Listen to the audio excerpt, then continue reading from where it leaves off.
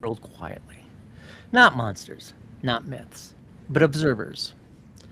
Figures seen at the edge of vision, tall, dark, silhouette, that don't cast shadows because they are the shadows. Across cultures, across centuries, people report the same presence. They stand in doorways, they observe in the corners. They vanish the moment you turn your head. Some call them shadow people. Others believe they are interdimensional beings slipping through cracks between realities. And then there are the visitors from above. Not all aliens are the same. Some are described as biological, some mechanical, some ancient, older than humanity itself. Some appear physical. Others behave more like ideas or energy, our consciousness wearing a shape, which raises a far more unsettling question. What if they aren't traveling through space at all? What if they're moving sideways, through parallel realities, alternative universes, in unseen layers existing stacking above our own, directly on top or sideways? This is the idea of the ultra terrestrial emergence. Not visitors from distant stars, but intelligence that have always been here, watching, influencing, guiding civilizations, then disappearing, leaving behind pyramids, symbols, lost knowledge, and questions humanity was never meant to understand at all.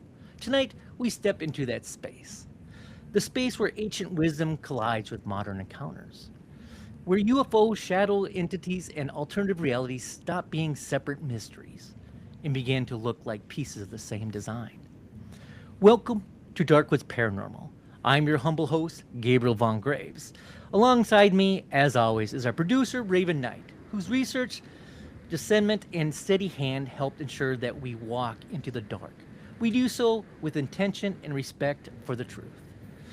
This show is produced by Unbox Media LLC, a creative and investigative media company specializing in immersive storytelling, documentary content, podcast production. Because some stories deserve more than noise, they deserve understanding. Now, there are researchers who speculate, there are storytellers who imagine. And then there are those who have spent decades doing the work, digging through history, examining encounters, tracing patterns that refuse to stay hidden. Our guest tonight, this is going to be a good one, my friends, is one of those rare voices. A researcher, author, and filmmaker who spent over 30 years investigating unexplained phenomena across the globe: UFOs, shadows, beings, ancient civilizations, and lost technologies, and the invisible force that may have shaped humanity's past far more than we realize. You've seen his work on major television networks. You've read his books, his bestsellers that explore time portals, forgotten knowledge, and the mysteries hidden in plain sight. You followed his investigations into places where reality seems thinner, and the answers closer than comfortably admitting. Tonight, he joins us not to offer fear, but perspective. Not speculation, but experience. Please join us in welcoming our guest, Mike Ricksecker. I said that wrong. I'm sorry, Mike. I said it twice in my head. Mike, thank you for stepping into the dark woods with us. Raven, take it away. Well, all right. Thanks for the intro to Mike. But hi, Yeah. Mike. How are you? Thanks Hey, for Raven. Hi, Gabriel. Thanks for having me tonight. Yeah, absolutely. Rick Secker. So you're close. You're I pretty was close. very close, man. Yeah. he was practicing earlier too. I He was. was. He was practicing. We always, like we said before we even got on, we always try to guess how percentage wise he was going to do. Yes. Yeah. We did okay.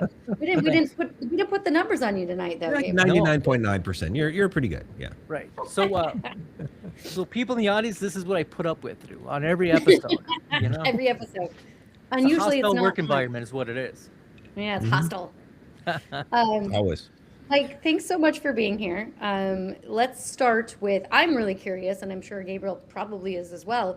How did you even get your start in, I mean, I know you've done so much, paranormal investigator, researcher, all of those things, but where did this come from? What is your background, and how did you end up where you are now? Well, I was born in Cleveland, Ohio in 1974. It was a dark and stormy night. Right. Actually, it was close to midnight. What's it? The clouds yeah, it was. open, a star came down. There you were. That's right. Love it. That's right. The star lit the Yes. way. Yeah. Been wearing robes and trying to Right, trying right. to grow out the beard ever since. Right. I can Actually, send you you got a some of pretty my rocking clippings if you beard there, want. Gabriel. No problem. Yeah. We can do that. does have Yeah, a- it actually does start when I was a child, though. Mhm. Basically, I'm an experiencer. When I was about 8 years old, woke up in the middle of the night one night, and standing in the corner of the bedroom was this tall, dark, shadowy figure. Yeah, no, I knew nothing, of course, anything whatsoever about shadow people at that time, but that is, of course, what it was. I just thought it was an intruder, somebody who had broken into the house. They were there to, maybe rob something, kill me. It's kind of where your mind goes as a kid. I've As a seen enough child, television. absolutely. Yeah. Yeah, I'd seen enough television at Right, that point. right, Enough, right. enough Scooby-Doo, right? Yeah. Or stuff that my father had on television that I wasn't supposed to watch, and saw it anyway. Absolutely. Yeah. So so yeah, I'm trying to scream. Nothing's coming out of my mouth because I'm just too terrified. The thing did get interactive. It's almost like your classic story, but this thing came up to my bed. I'm still trying to scream. Still nothing's coming out of my mouth. It's leaning over the bed. I'm staring into this blank black face. There's nothing up there. No eyes, no mouth, no nose, nothing. And it did something really unusual at that point. It grabbed me by the wrists, crossed my arms across my body, and then it ran off down the hall, and of all the crazy places, into a closet. So by that point, I found my voice on my legs, ran off screaming in my parents' bedroom, and they're trying to console me, calm me down, trying to tell me I just had a bad dream, but I knew I hadn't had a bad dream. I'd been awake for this whole thing. Now, I would never call this a haunted house. This was just like a one-off incident, and never happened again. Fast forward 5 years. I'm 13 years old. We're moving out of that house, which was in Massachusetts, to Ohio. So we'd bounced from Ohio to Massachusetts back to Ohio. And the new house that we were moving into definitely had something going on with it. Because as I'm unpacking boxes, putting things away, I keep seeing this translucent, shadowy form over by my bedroom door, and just kind of look in. And I'd look over at it, and off it would go, running toward my parents' bedroom.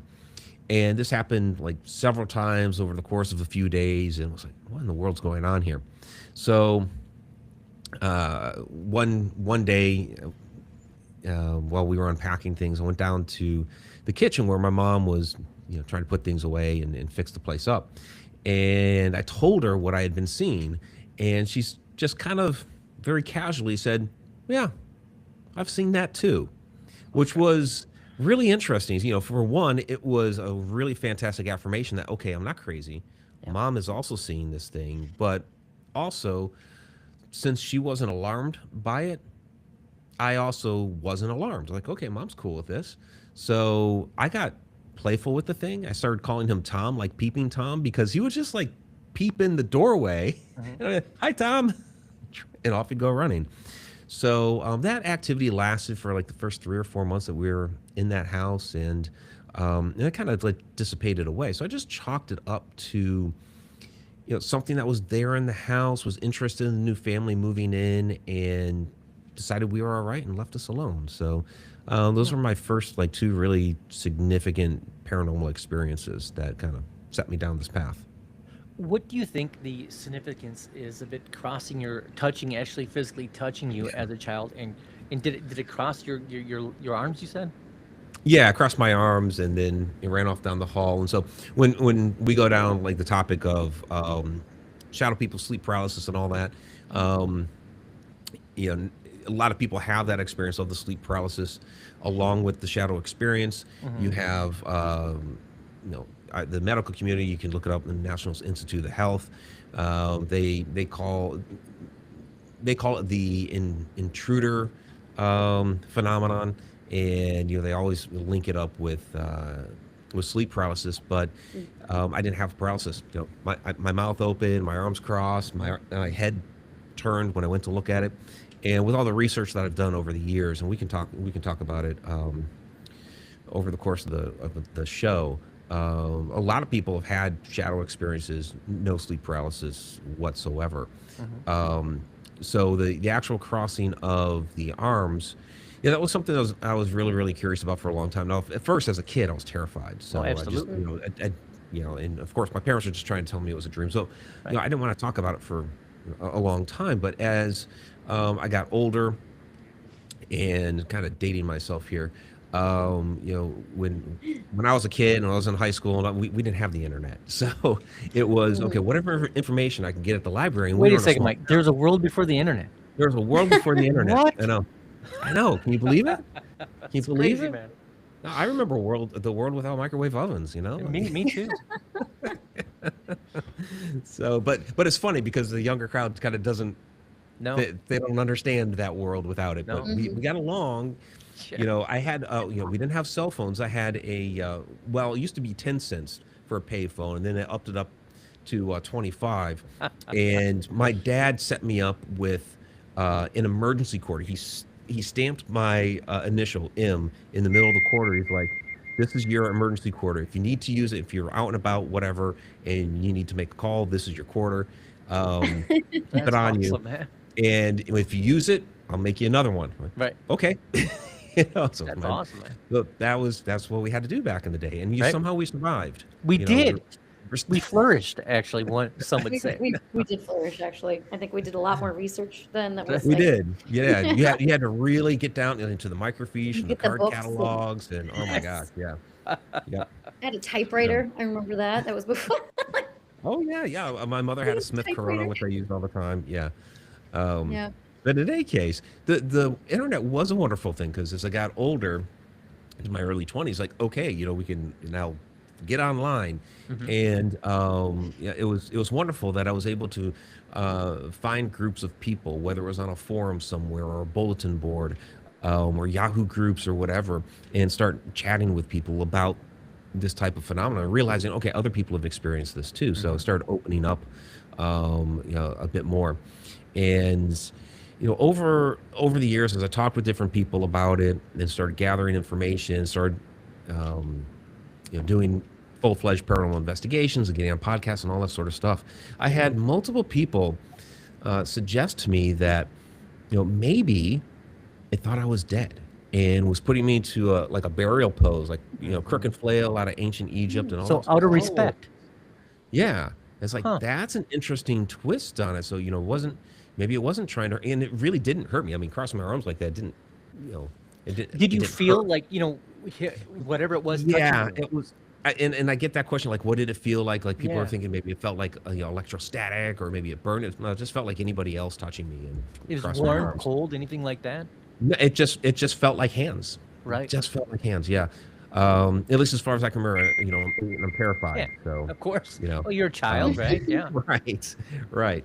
So I ran with that for a while, but some years back now, I decided to go through a hypnotic regression, and find out, okay, what truly happened back then. And what was really really fascinating about this is, as I was under hypnosis and we're going back to that event, instead of being like myself, 8 years old, being back in my body and all of that, I was actually taking the perspective of the shadow entity, and basically the um, hypnotherapist I was working with. Essentially, we channeled that being, and to make a long story short, the information that we got out of it was that it was a being from another dimension. It called it, was interesting is it called it another space. And the hypnotherapist was calling it up me, well, do you mean another dimension? Because she was asking, where are you from? Who are you? That sort of thing. And it kept saying, oh, from another space. You call it another dimension, but it's really another space, which is really, really fascinating. It just tells us that we don't quite, understand the universe as it really is. Absolutely. So there was that aspect. And essentially what was going on was that it was here in our dimension on Earth, studying humanity, and essentially was assigned to the room of a human child that particular night. And it didn't think that I would be able to see it, like it was cloaked or something like that. And once it realized that I was reacting to it. It actually felt bad that it was scaring me. So when it came up and crossed my arms like that, it was actually to put me in a self hug. And since I was seeing things from this different perspective, I could actually see it, um, kind of pat my wrist like that, and then Hmm. run off to get out of there to stop scaring me. So it was really fascinating. That is now, as you're telling that story, I kind of had an idea, and you let me know what you think. Is it possible that that that experience was planted there for you to be the researcher that you are now, kind of like a calling card? Yeah. Yeah, I definitely believe thing, things happen for a reason. They do. There's no There such are thing as there consequence. Yeah, yeah, right, absolutely. right. And it's definitely one of the things that set up the whole rest of my life. Hmm. Yeah, I definitely would not be here today without it. So, Absolutely. yeah, I definitely believe things happen in this universe for a reason. And, we may not always understand Hmm. what that reason is because we don't have the full grasp of time and events of our universe. We're stuck in what we call the river of time. Even though time doesn't really exist, we are stuck in that river. But we don't understand what it is down the road that we need to do the things that we're doing now. We're put into this place now for us to get to where we're going. That's fabulous. Now, when you say time, it doesn't exist, can you explain that? I've never heard that theory. Gabriel. Yeah. He does that sometimes. He comes up with, I'm like thinking it and he says it. And I love that. Okay. That's No, awesome. remember when before we started the program, how I told you she grabs the ideas? Remember that one? Yeah. There you go. That's yeah. She's like, oh, I had that before you. I'm like, okay. Mike and I talked before It was this in my even head. happened. So It was in yeah. my head. Sorry, Mike. Go ahead. No, you're good. Yeah, time doesn't exist, and that is a hard concept for us to understand because we are trapped in what we call the river of time. But time is really it's a human construct to help describe our Hmm. reality. It's something that we have developed so that we can do things like know when to plant the crops, know when to catch the bus at the right moment, know when to show up to work at the right moment, so our bosses don't get upset with us and things Right. like that. Hmm. But um, we have, this is according to theoretical physics, we have up to 11 hyperspatial dimensions, 0 through 10. Time is the fourth dimension.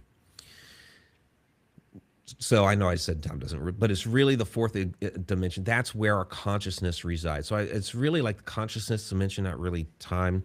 So that's where we experience everything, and we have access to every dimension that's below ours. So the zero dimension is a point which is controversial. Physicists argue over that one. But then you have a line, you have a plane, which is a flat surface, and then you have 3D objects, and we have access to all of that. It's makes us interesting beings because we are multidimensional in nature. Our fourth dimensional consciousness is inside our third dimensional body. And so when we pass, we lose the body, but our consciousness still remains. And that's the big question: where do we go? So do we go to one of those other dimensions, 5, 6, 7, 8, onward up to 10, or do we go to some place beyond that? So all that said, all of those other dimensions, 5, 6, 7, 8, and onward, would have access to time, the fourth dimension, like we would have access to a three-dimensional object. So they can move in and about all of that from the very beginning to the very end. So that means it has to all exist. It has to all be there for them to be able to access any of it. So I have what I call stacked time theory. And what I liken it to is take where you're sitting right now. Every moment that has happened, is happening, and will happen are all there right now. Each moment like a photograph in a giant stack of photos. And sometimes two of those moments will resonate at the same frequency because everything's energy, resonance, vibration, frequency, Hmm. vibration. Sometimes two of those moments will resonate at the same frequency for just a moment, and they'll bleed into each other. And that's what we'll get like time slips. That's what some of our hauntings are and things like that. What do you think? I've had a lot of those. I used to live in a house, but I tell this story often in Minnesota, of all places, Okay. year round in the middle of winter and stuff, right? And I remember stepping out the boat. I had to work early that morning, and I stepped off the boat, and of course, everything's frozen. You know, it's in January, everything's all cold. And for about, expand, I'd say about 5 seconds. As soon as I stepped up that boat onto our dock and was walking, to my car, I heard I stopped and I heard voices, and it wasn't cold, it was warm. Everything was Mhm. warm. And then all of a sudden I heard, I think he can hear us. And it was plain as day. And I looked around, and, our boat was, there was like 3 slips between each boat for winter. And in that moment, it felt like I was somewhere else. And I think that's what you're referring to, Yeah. at least when you're talking about that. Do you think what brings that on? Do you think there's something that brings that on, or do you think it just happens? Well, if it's something that we can control, which I believe that we can, I believe time travel has more to do with consciousness than it has to do with a DeLorean, a flux capacitor. Right. Then we would actually be able to achieve time travel, Mm. and to be able to harness that frequency. And the trick is that you're talking about, you have to line up a lot of different things, because we each have our own personal resonance. Right. So the human body resonates anywhere between 9 to 16 hertz. Everybody's a little different, and we fluctuate throughout the day and all of this. So I have my own resonance. The people at the other points in time have their own personal resonance. Plus, you're talking about the frequency of the location as well. So all these different things have to line up. So it's it's challenging, and a lot of times when these things happen, it almost really seems accidental. We don't quite understand what's making it happen. A story that I like to tell, um, my good friend Andrea Perrin, who people recognize the name from the Conjuring House. She's repeatedly said that of all the things that happened throughout that house, all the crazy things, the most fascinating thing that happened was basically a time slip incident where it was a few weeks, a month, or whatever after the big incident with the Warrens, and the Warrens got kicked out of the house. That Andrea was up at night doing some homework in the parlor, and Carolyn, her mother, had woken up and asked Andrea, well, if she could put on a short pot of coffee and go heat something up in the kitchen for her. Yeah, yeah, yeah, she'll go do that. Well, as Carolyn's sitting in the parlor, she's looking out into the dining room area, and all of a sudden, morphing into existence was this scene out of the 1700s. And you got this woman cooking over a fire, which at that point in time, the fireplace in that room had been boarded up, but there it was, open and raging fire, and the woman's cooking over it. You got a couple of kids running around, and there's two men sitting at a table with pewter steins. And they turned, they looked right at Carolyn, and the one kind of elbows the other and says, points over at Carolyn and says, well, would you look at that? As if Carolyn was the ghost. So you had the Yes. past, you had the future looking into the past, and the past looking to the future. That's what we call a time slip. So a few years back, it was actually during COVID. We went there. I was filming a docu series that it's still running on Tubi TV, Roku channels, called The Shadow Dimension, and I was Yes. trying to see. Yeah, I was trying to see what the relationship was between shadow phenomena and areas that are supposed to have portal activity. Hmm. We were limited in the areas that we could go because, again, it was in the middle of COVID.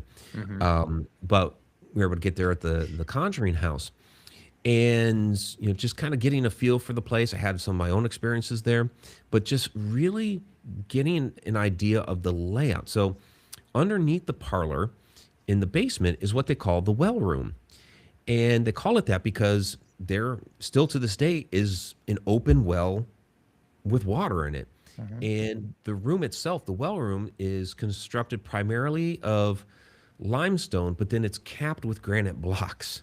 And it's like this perfect little power plant: water, limestone, granite. It's like, okay, this is stuff that we see Hmm. in ancient Egypt, where they were like powering the temples and all this sort of stuff.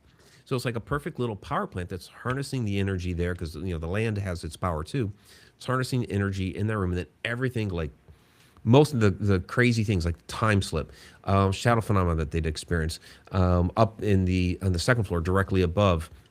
In the one bedroom, they talked about being trapped in like this time bubble at times, where it seemed like they'd be experiencing paranormal activity for a half an hour, go downstairs, and 5 minutes had passed. All these crazy things, like Hmm. basically straight up from the well room. So, Hmm. so I think that was helping to power a lot of this. But again, it kind of comes to that alignment of these different frequencies. That's fascinating. So I want to get into shadows of people for a second, but before we Yeah. do, a lot of stories that we hear, and I'm sure you hear them as well, is us being able to look in the past. Are you familiar with any stories that we're actually able to look into the future, like a future that we don't understand? Because everything we always talk about is, well, I've seen this, in the past, but what about going the other direction? Yeah, well, I mean, the story that I just told, Carol, or I'm sorry, not Carolyn. Carolyn was the future. So Hmm. those particular gentlemen from the 1700s were We're looking into the future. sure. Another great one that I like to tell. It's actually it's actually chalked up as a doppelganger story, which Doppelgangers. I love those. yeah, yeah, which is it's really not, but you look up top 10, top 20 doppelganger stories, and it always shows up there, and it's a story that the famous poet Goethe had related in his book Dichtung und Wahrheit, or Poetry and Truth, that he released in, it was like around 1810 or something like that. But the incident happened in the late 1700s, like the 1790s or whatever, in Germany, of course. And he's walking down the road toward Dressenheim. He's having an affair with a young woman in the town. He's walking on the road. He's kind of lost in his thoughts about the young woman. And then all of a sudden, he notices, walking in the opposite direction, the other side of the road, this man in this interesting gold trimmed gray suit. Turns to get a better look at him, and all of a sudden, the guy just disappears, just vanishes. And he's like, the heck was that? Where'd the guy go? What happened? And there's nothing he can do about it. So he just kind of notes it in his mind and continues walking on. So years later, he's walking down the same road again, this time in the opposite direction from Dressenheim. And he's about to come across that location where the incident happened. He suddenly remembers that, oh, yeah, this is where I saw that guy in the gold trim gray suit. And wait a second. He's looking down on himself. I saw myself. I was the guy in the gold trim gray suit. I'm wearing it right now. So he'd actually seen himself in the future. And, again, it's one of those, okay, so he saw himself in the future, but why? What was the catalyst that he got a glimpse of himself? Hmm. And I think when you go back to the beginning of the story, when he's was talking about being lost in his thoughts, it's a type of meditative state. Hmm. And it's kind of same thing that we do today. We're driving down the road and we get Hmm. lost in our thoughts. We miss our turn, we miss our exit. Like, oh darn, you got to turn around and go back. We call it zoning out. So Hmm. it is a type of meditative state. It's not full type of meditative state. Otherwise, we get into a car accident. But but it is a type of meditative state. So I think what happened is, as he was in this state of being, that he was able to tune into his own frequency at Hmm. that location at another point in time, and got a glimpse of himself. And once he decided to fully focus on it, he broke he broke that meditative state, and therefore it disappeared. It's fascinating, man. Wow, that is Um, fascinating. it Have you is. ever had like other stories or had those kinds of experiences like yourself? Like, have you ever tried to get into that kind of state yourself, Mike? Mm, Just curious. I have. So one of my favorite films, and it's still one of my favorite films today. One of my favorite films as a kid was Somewhere in Time, starring Christopher Reeve and Jane Seymour. Mm, Yeah. yeah. And yeah, and within that film, he basically uses the power of his mind to Hmm. go back in time. He tricks himself into believing it's really 1912. Hmm. He throws somehow all of the modern accoutrements that were in that hotel room fit into the closet there. Yeah. Yeah, but they did. Sure they did. And then he dresses in the garb and all that sort of stuff. He's playing himself subliminal messages and everything.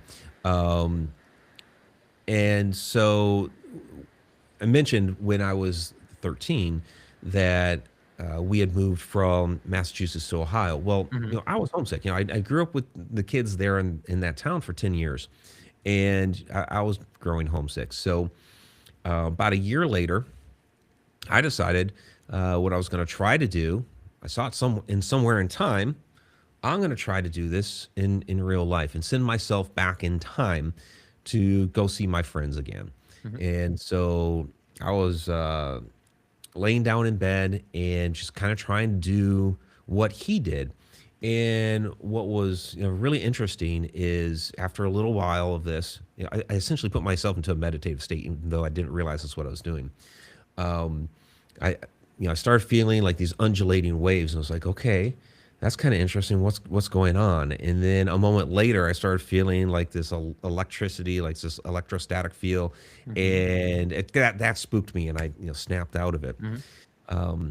So years later, talking with many others about this story,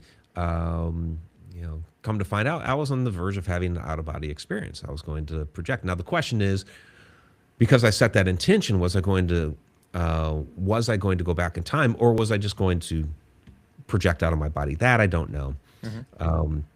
Yes, I have tried it since then as an adult. The problem is I got so much stuff going on in my brain. I do Hard try to to. quiet, huh? It is. I I get do it. try to meditate, Right. um, but I haven't gotten into that deep meditative Mm-hmm. state like that, like I did when I was a kid. That's fascinating. Yeah. Before we lose momentum on shadow people, Hmm. I've seen shadows. Raven's seen shadows. Yeah. What is your theory on shadow people?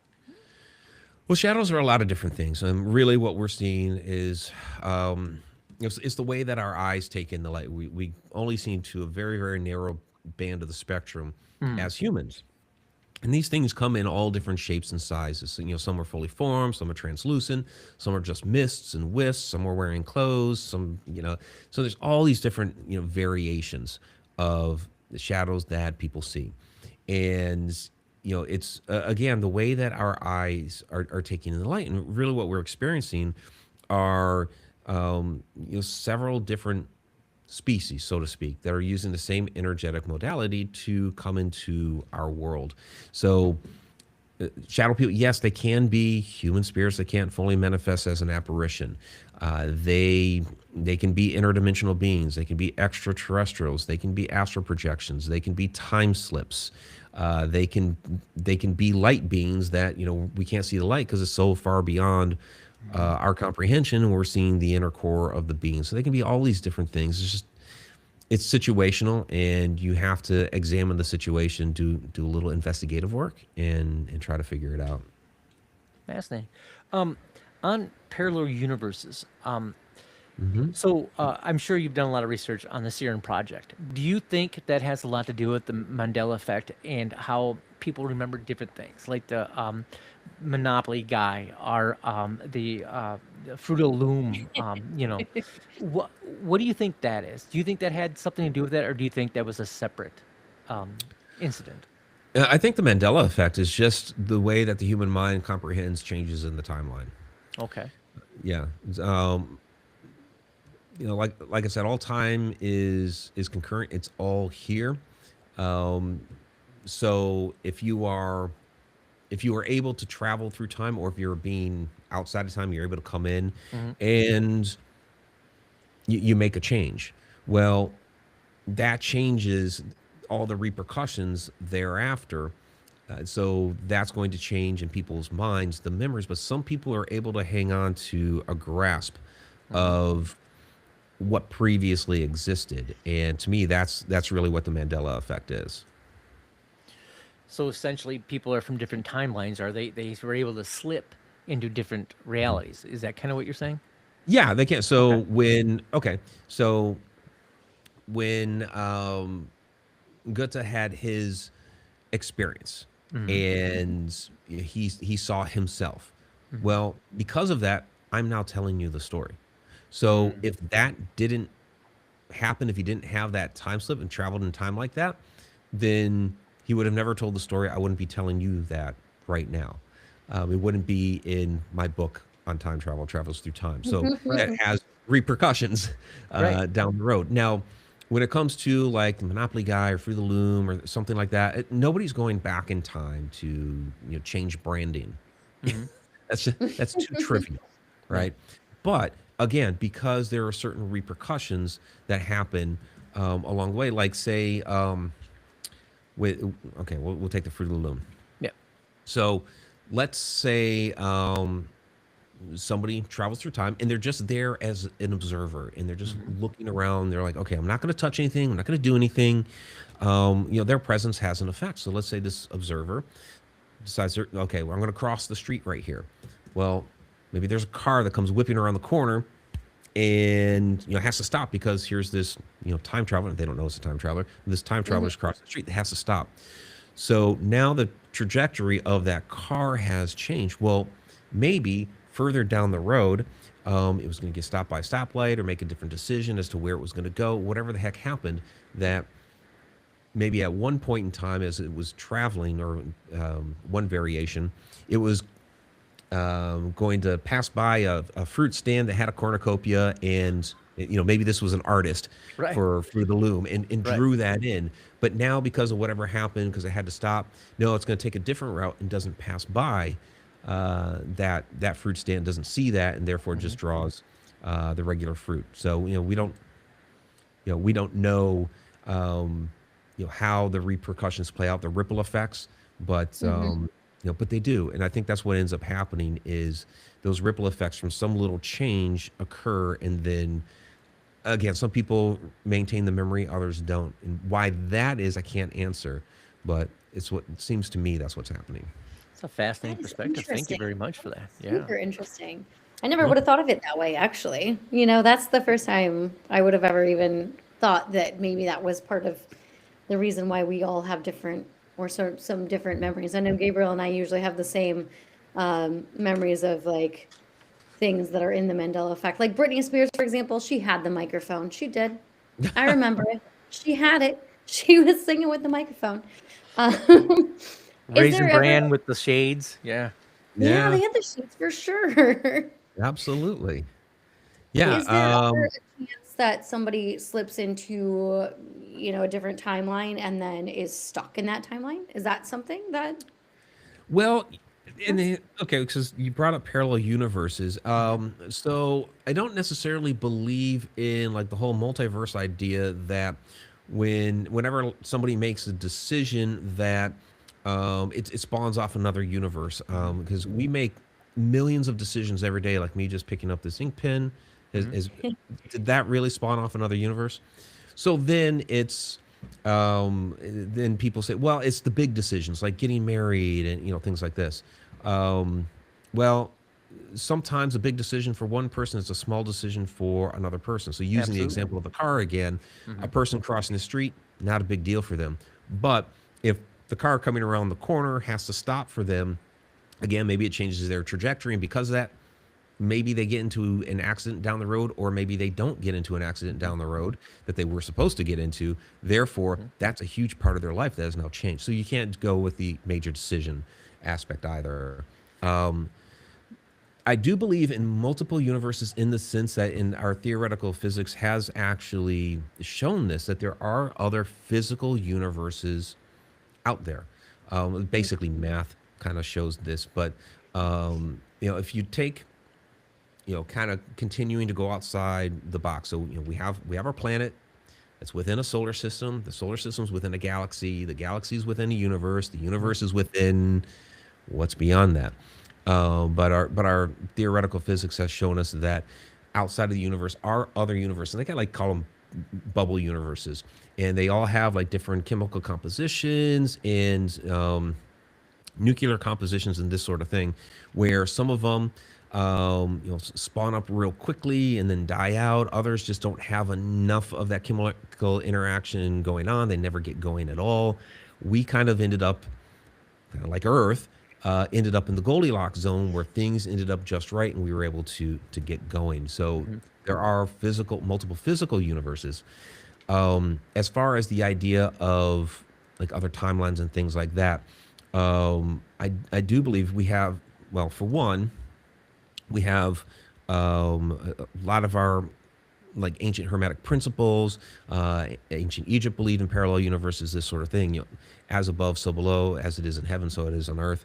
There's that, but we actually had science has actually come forth now a few years back with research that was done in Antarctica with the Anita project and the Ice Cube project, where they're down there, they're doing neutrino research, basically from space. They are observing neutrinos that are coming from space, which basically gives them information about the solar system and the universe, and they're able to map out different things about the origins of the universe. Well, as they were doing this research, they actually observed neutrinos coming up out of the ground without a source. And the scientists are like, what the heck is going on here?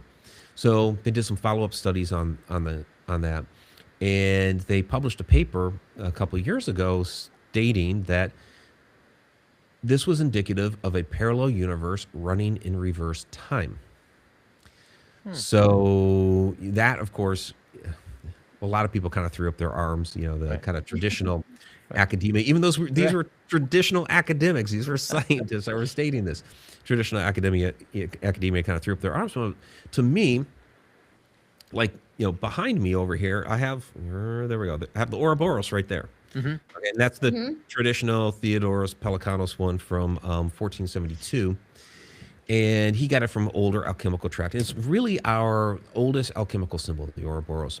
And when you look closely at it, there are two tracks. The one up here has a red track and a green track. A lot of the older depictions of it, like from ancient Egypt, basically has a underbelly and then the skin on top. So sometimes it's green and white, and sometimes it's just kind of the way that it's drawn, the kind of the sketch.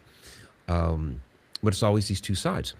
And so if you take the Ouroboros, which is a symbol of recycling and renewal. So like the ancient Egyptians would put this on like sarcophagi because they wanted recycle and renewal of whether it was the king or whomever. But they also used it for the symbol of recycle and renewal for not only people, but also of the earth and also of the universe. Okay. And if you look at the two tracks, the other side and the other side, in the concept of a parallel universe and one of them running in reverse time, well, if one is running in one direction and the other's running in the other, they meet at where the head is eating the tail. And so what that tells me is, well, the end of one is the beginning of the other. Right. The alpha and the omega. So I believe where the head is latching onto the tail, that's actually indicative of the Big Bang, because it's the start of one universe as it's the ending of another. of the Right. other. So when people ask what was before the universe? Universe. What's coming after the universe? The universe. And as far as we have this other one running parallel with us in reverse time, what that would look like would be interesting. But when we have these interactions with something that people say is like an alternate timeline or an alternate universe, is it that what we call a parallel universe that we are interacting with? Again, that hermetic principle, as above, so below. Are we getting that, whatever that mirror image is, that mirror world? That's fascinating. Absolutely fascinating. So you are an aliens guy, just like I am. Kinda, right? So Well, I've been on a few episodes of Ancient Aliens, so yeah, I'm yeah, it's just like 5 or 6 or 7 or 10, right? So what can you tell me about aliens? What concrete evidence is there that there is alien life? As people understand aliens, they come down green, gray, whatever, right? What concrete evidence is that can you share with it that does say that there are alien life? Yeah, I mean, I think well, everybody wants to see an extraterrestrial roll up on the White House lawn and say, "Hi, we're here." Right, Yeah, right, this right. is it. And we haven't had that necessarily. We've had a lot of interesting things going on in the skies. People have had interactions with beings. Of course, being on Ancient Aliens, we always point out the depictions in ancient literature, in petroglyphs, hieroglyphs, all of that, of where they were having interaction with these beings. Like, you just go to Petroglyph National Monument, like Boca Negra along cliff face. You see literally star people. One is literally a star with a face in it, with a couple other beings. Star people using energy to enter the portal. Straight up. Yeah, and I think we are in interesting times, and people want disclosure. Right. And the issue with that is the government is always going to try to control the narrative as much as they can. And before, what was happening, as people would come forth, reporting, I've seen something, or I was a witness, or I was there on site with these different things that happened. The government would always deny. Right. And because you didn't really have that photographic proof back then, and people that came forward with photographs, it was always blurry or it was dark, or Right. 'cause we just didn't have good photography back then. Right. But now, in today's day and age, everybody's walking around with a HD or better camera in their pocket with their cell phone. Right. So, we're getting good footage of things in the sky or beings walking around and all of this. So the government can no longer deny. So now what they've done, okay, we're going to have these congressional hearings and we're going to talk about it, which is great because it acknowledges that yes, there is something going on that is unexplainable. And so we, the UFO crowd, ufologists, we're no longer as crazy as people used to make us out to be, which is Right. a wonderful thing. But this also means the government's going to control the narrative. Okay, Absolutely. we can't outright deny it anymore, but we're going to do everything that we can to control the story that's being told. So here's the thing, like Carl Sagan had said, if there's not life out there, it'd be a big waste of space, right? So I think most people are pretty confident that there's going to be other intelligent life forms out in the universe. And honestly, many of them will have had a bigger jump start on us. So the Earth is 4.5 billion years old. The conventional number for the age of the universe is around 13 billion years. Although you have some scientists over the past year that have come forward and said, well, it might be closer to 27 billion years. So, so they'd have a much, much bigger head start on us. So I think it's, obviously there's other life out there in the universe. And the big question becomes, has it visited Earth? Of course, I'm in the camp that believe that it has, and that I think we have enough written evidence. We have enough eyewitness testimony. I believe we have enough evidence in ancient cultures that have shown that this is the case. And I can't give a reason as to why they're not more obvious. Like again, rolling up on that White House lawn. Yeah. So I think right now it almost comes down to more of a faith factor. Sure. But I think there's enough if you dive into the information that's available.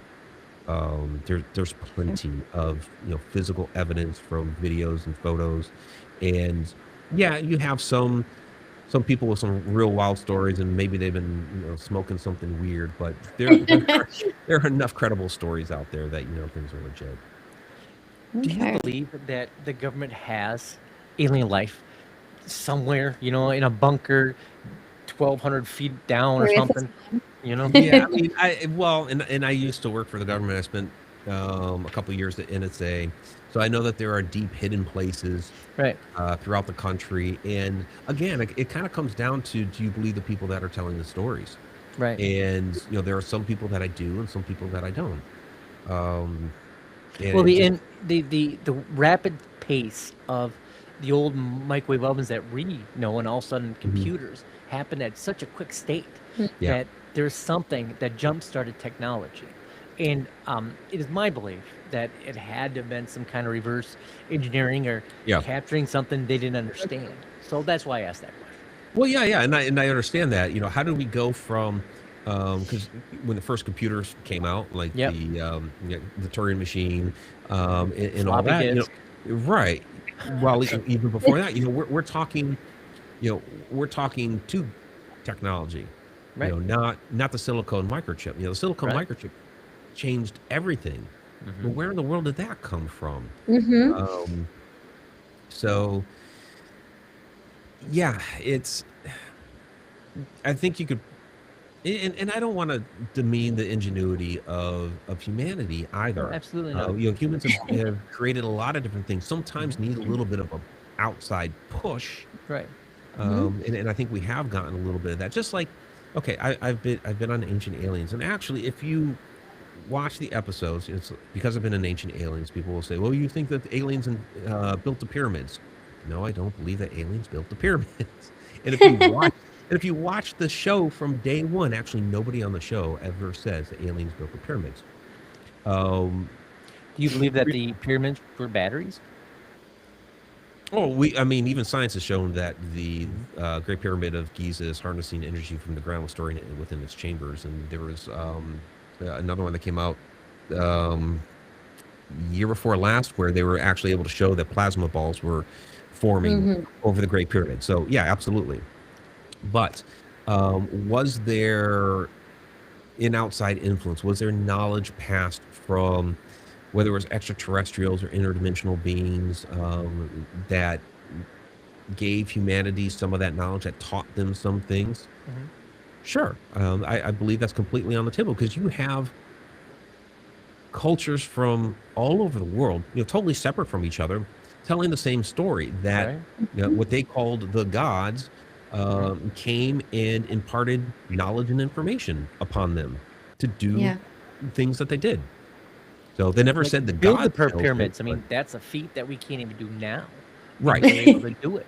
You know. right, yeah, yeah. There was a team from Japan that tried to do it a Yep. few years back, and they kind of quit halfway through. They're like, well, we can't build it on that scale. We're going to build a smaller It's too one. much work.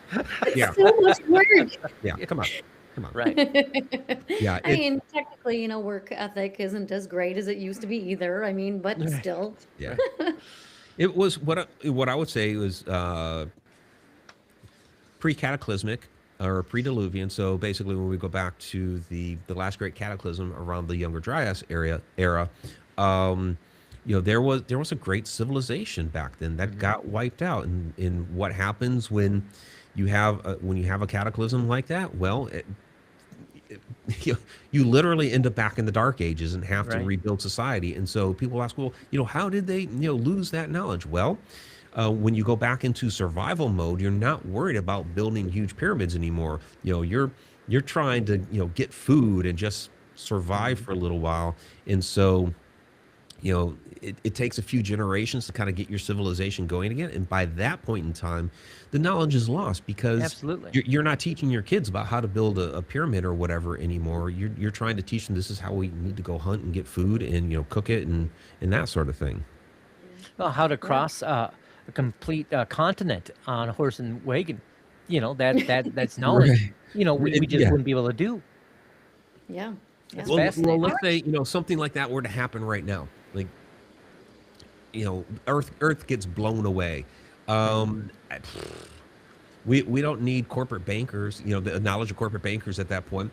Even like a lot of our, computer coding. Right.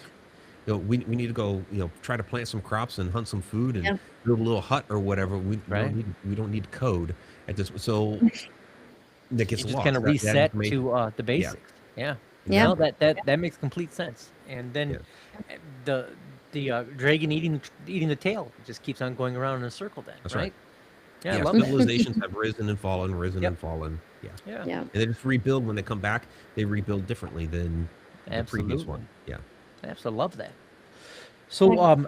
do you mind if we kind of segue into cryptids and cryptozoology? We can do that for a little Oh bit. Sure. boy. Yeah. Well, so Okay, here we go, Mike. Are you ready for this? I don't know if you're ready. so cryptids like Bigfoot and Dogman are often dismissed as folklore, yet sightings persist across generations and continents. Based on your research, do you believe cryptids represent a undiscovered biological species, interdimensional beings, or something else entirely? I keep leaning a lot more toward the interdimensional route. Mhm. That these are beings that are coming in and out of our plane of existence on a limited basis. I Right. mean, you do have some people that are in the camp of that. Yeah, it's a biological creature that might be very very reclusive. When we did the Alaska Triangle show, Mhm. we threw out the idea, just like with the woolly mammoth, Right. that because there are areas of Alaska that we may have satellite imagery, but you haven't had humans on the ground in some of these locations that there might be pockets of woolly mammoths that are still out there. But you hear a lot of stories like, okay, just taking Sasquatch for one, you hear a lot of stories of how quickly they disappear. Sometimes balls of light are seen when they are present, and I believe a lot of these balls of light are actually the portals themselves that they are traveling through. You have stories of UFOs going in and out balls, like when we had the Mhm. big drone flap. And I understand a lot of them were just testing, which why did the government take so long to admit they were testing? um but they never addressed the ones that were going in and out of balls of light. Plus, this was being seen all over the world, not just here in the U.S. Right. So, in my book, Portals to the Stars, Mm-hmm. is Mm-hmm. and we covered this on a episode of Beyond Belief on Gaia TV. Um, there's a fascinating account. So, my fiance, Catherine Swin, is a QHHT practitioner. She does past life regressions and all of that, and she did a really really fascinating one. Now, she's not into Bigfoot at all, and this woman she was doing the session with is not into Bigfoot at all, but yet within this past life regression, she's talking about going through this tunnel of light. And when she came out on the other side, she's out in the woods and she's kind of looking at herself and she's like all covered with hair. So, um, so she was basically a Sasquatch that came through the Right. portal, Right. which is really, really fascinating. So, um, I can't say that I have seen a Sasquatch myself. Mm-hmm. Um, but I believe that things of this nature, given all the things that I have seen, yeah, I absolutely believe that things of this nature exist. They're on the table. I'm not going to dismiss anybody's experience. Like I've never seen Dogman either, or that sort of thing. But people have had these experiences. I've seen shadows, so people dismiss my experience. But but I've had a lot of fascinating experiences that I'm not going to discredit anybody else's. I think there's definitely something to this. With all your experiences, the TV shows, your books, what is the most predominant memory that you have that you found to be the scariest to you personally? Besides the very first one that I had, that Yeah, because I was terrified. which I was kind of sets terrified you as a up to be kid. who you are, though. I Yeah, love that. yeah. Um, yeah, well, it's interesting because I spent a lot of years as a paranormal investigator, Hmm. and nothing really scared me. If I saw something, I just headed right to it because I was so curious about it all that I wanted to learn more. Hmm. And a lot of what I ended up interacting with in those moments was a human spirit, and so I was really just trying to become friends with them and get their story so that they were remembered and they weren't lost to time. Hmm. But there are some things that I just couldn't ever really get an explanation for, and the one that I will say spooked me a bit was it wasn't on an investigation. It was just completely outside of that realm, where it was in Salisbury, Maryland, and there was a friend of mine that was having a rough spell, and she had driven down to her childhood home, which was abandoned at that time, and she parked her SUV in the backyard, and I was basically down there to talk her off a ledge, and so I parked in the driveway, uh, got into her car, and we're just talking, we're chatting, trying to get through what she was going through. And after a while, now this is a really really dark area. There's like no street lights or anything around in that area because it's kind of away from the town. And back behind the house there were these woods, so it's really dark back there, but you could still kind of see a little bit in the moonlight. And I started noticing through the side mirror that in the trees behind us there were these short shadow people that were starting to kind of collect around the trees and were watching us try to I guess see what's going on. And so talking with her, looking at the mirror, talking with her, looking at the mirror, and she had been involved a little bit with the paranormal. So she said, you see something, don't you? I'm like, yeah. Because I guess she has had some experiences at that house. So I think she thought that it had something to do with the house, but it really was the land. And I'm like, yeah. And I told her what I was seeing. She was like, okay, that's interesting. So we continue to talk, and I'm just kind of keeping an eye on it. And at one point, one of the shadows came from out of the woods back behind the car, and I'm like, okay, this is not what we're here for. I'm not prepared for this at all right now. So we should probably get going. I was like, are you okay? Can we meet up at like the gas station, a Right. couple miles away, and chat there? And so she agreed to do that. It's like, okay, I need to go back to my car. So so I get out and I'm looking back there at there's all these short shadow beings that are lined up amongst the trees. I'm like, Okay, and there was one that came up to the car. I'm looking around, looking around. I didn't see the one that came up to her car, so I start walking back to mine, but keeping an eye on those Of course. guys that are out there in the Right. woods. But then all of a sudden, above them, I see slinking through the treetops. This like, I call it like a living spider web because it was just this white, silky, slinking thing, and it's like, okay, getting in that car. We're out here. Something's going on here, and I'm just not prepared for this right now. So Wow. yeah, let's go. Where can people find you? And can you talk a little bit about your books, your work, and you're a fascinating man, Thank you. loads of experience, a TV personality, podcaster. How can people find you? What books There's do a you lot have of out ways. there that people would be interested in reading? Yeah, well, I mean, the one behind me over here is Portals to the Stars. That's the one that Mhm. gets into Stargates, portals. Like I said, it has the Sasquatch information, everything that I've been doing with Egypt because we do tours. So Mhm. yeah, we have another tour coming up next year in Egypt. We have two tours coming up in September. One is to Germany, where we're going to the Black Forest, and we have a Rhine River cruise. Oh, cool, man. And yeah, it's gonna be cool. And then a tour to Turkey, so we're going to be checking out Göbekli Tepe Mhm. and the underground cities and all that. So you can go to my website, mikericksecker.com.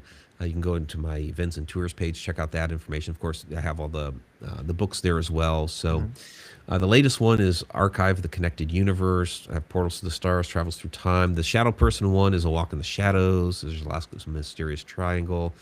And I got a bunch of older books too. Yeah, my podcast is Connecting the Universe. And then, yeah, I also have a blog out there on Substack. So, and then there's the YouTube channel as well. So, Mhm. the Mike Ricksecker YouTube channel. So you can find me in a lot of different places. I love Are that. you You've been doing absolutely any fascinating. conferences? Oh, Any Yeah, conferences or anything? yeah, Talk us through it. conferences. Yeah, conferences coming up. Conscious Life Expo in Los Angeles. That's coming up here in February. Following that is Sierra Vista in New Mexico, and then Parapsychon here in Ohio. Okay. fascinating. Okay. Yeah, that's Well, I awesome. I So want to be generous with your time. I thank you very much. Thank you. You know, you've been fabulous to listen to. I enjoyed your perspectives. I appreciate you. Raven, do you have anything else? Where anything about us? Where will we be? Do we have anything going on? well, I first of all, I want to thank Mike as well. I think that Absolutely. you were talking about your fiance, and I think she should be on the show too if she's into Yeah. past life regression. I am super curious about my past life, so Mhm. I think I would Yeah, I've love been to have a trying to get her to conversation. do more podcasts, and she's open to it. She was a little bit reluctant before, but she's starting to open up and do Hmm. more. She's fantastic at like she'll create her own videos and things like that. So you can go to her. So she's Catherine Swin QHHT.com, but you can find her YouTube channel, Portals to the Cosmos. She's got some great stuff on there. So like the Sasquatch session is on that. You can listen to the back and forth on that. Yeah. That'd be That's interesting. I'm fabulous. super interested. Okay. Well, thank you. Thank you for Thank you. that. I'm gonna definitely check her out as well. But Mhm. uh, I think you've been an amazing guest, and you have, like Gabriel was saying, all these perspectives. But I think just I could listen to you for a long time. So maybe we have to have you back because Sure. there's so much I think that we could talk about. You have all of this experience and knowledge, and you've just been a fantastic person to listen to. Um, as for us at Darkwoods Paranormal, you can always find us on our YouTube channel. This show actually, if people are watching live, it's live right now. Otherwise, it's going to be on YouTube. We are also on all of the major platforms, so you can always find us wherever you get your podcasts, as well as Facebook, TikTok, Twitter, or X, or whatever we call it, Gabriel. But we're all over the place as Well, well for that's the things. name of it. So just saying. I know. Well, I'm still in the. It's Yeah. been I know. I still call it Twitter too. I mean, Yeah, I know. that was the name, so I still yeah. do it just out of habit, I guess. But as Well, for things we have going on, we don't really have anything. We were gonna go to Missouri Paracon with you, yeah. Mike, but I guess we're Yeah, not it's now. So really bad. unfortunate. Yeah. So, I because that one know. was, were you guys there last year? Because that was a really good conference. Were you We there last were. year? It was, yeah. Oh, Yeah, yeah, we we were were there there last. last year. Did you go to the band afterwards? The I did. Yeah, I AC/DC poked thing. my head in there. I mean, it was mostly kind of because everybody's kind of hanging out outside. Right. Yep. Yeah. So I poked my head in a couple times. It was kind of hanging out outside the doors there. But yeah, That was fun. Yeah, it was fun. Yes. Well, But we'll tonight have to find another one. we will. We Absolutely. will. Yeah. Well, tonight we've talked about things that don't fit nearly neatly in categories, parallel realities, memories that don't always agree with history, intelligence that may not come from the stars but from the spaces in between the worlds, shadow figures that watch, cryptids that refuse to disappear, and experiences that deeply personal that only proof we have is that they continue to happen. Whether these phenomena are visitors, reflections, remarks, or something far older than humanity itself, one truth remains clearly: the unknown is not going away. This has been Darkwoods Paranormal, produced by Unbox Media LLC. I'm your host, Gabriel Von Graves. That is Raven. Of course, Mike, thank you so much, my friend. Until next time, stay aware, stay curious, and most of my friends, do stay safe out there. Thank you so much. If you don't mind hanging on just a few more seconds, Mike, appreciate it.